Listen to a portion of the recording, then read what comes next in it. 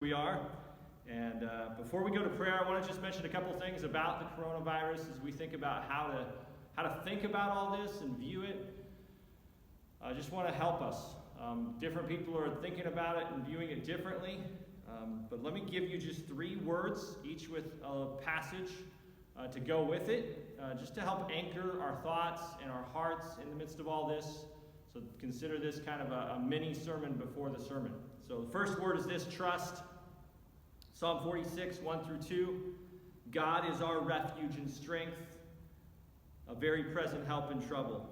Therefore we will not fear, though the earth gives way, though the mountains be moved into the heart of the sea.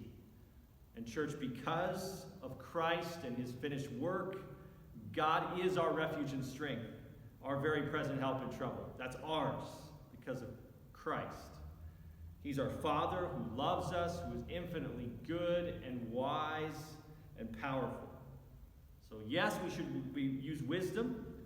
Yes, we should plan and be thoughtful, but we don't need to panic or allow ourselves to be fixated on our circumstances. Instead, I just want to encourage us to look up to who our God is, that he's still on the throne, that we are still his because of Christ, and we can trust him to work in all of this. So first word is trust. Second word is clarity.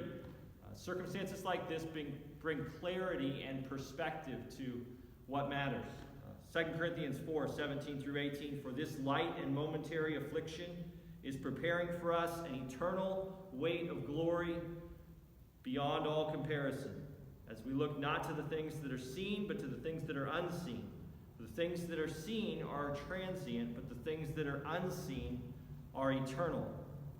So what we're dealing with right now helps bring clarity to what matters and what's going on around us and what we're giving our lives to. It reminds us of how fragile we are, of how we're not in control, of how short life is, of how weighty eternity is.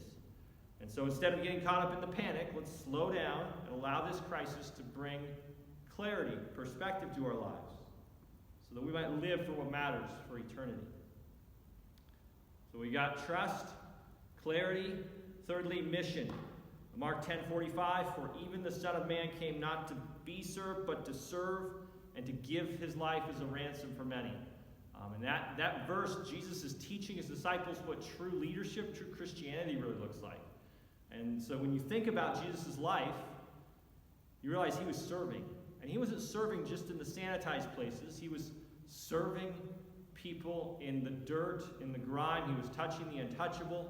He was loving people, serving people, the neediest of the needy. And he did this not only with physical needs, but he obviously did it ultimately with spiritual needs. He cared about both, and that should be us. We should be courageously looking for practical ways to serve our brothers and sisters in the church and our neighbors outside of the church.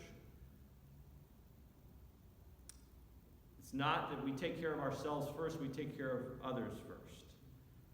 And with our non-Christian friends, part of that will mean pointing them to Christ in the midst of their fear and uncertainty and instability and insecurity.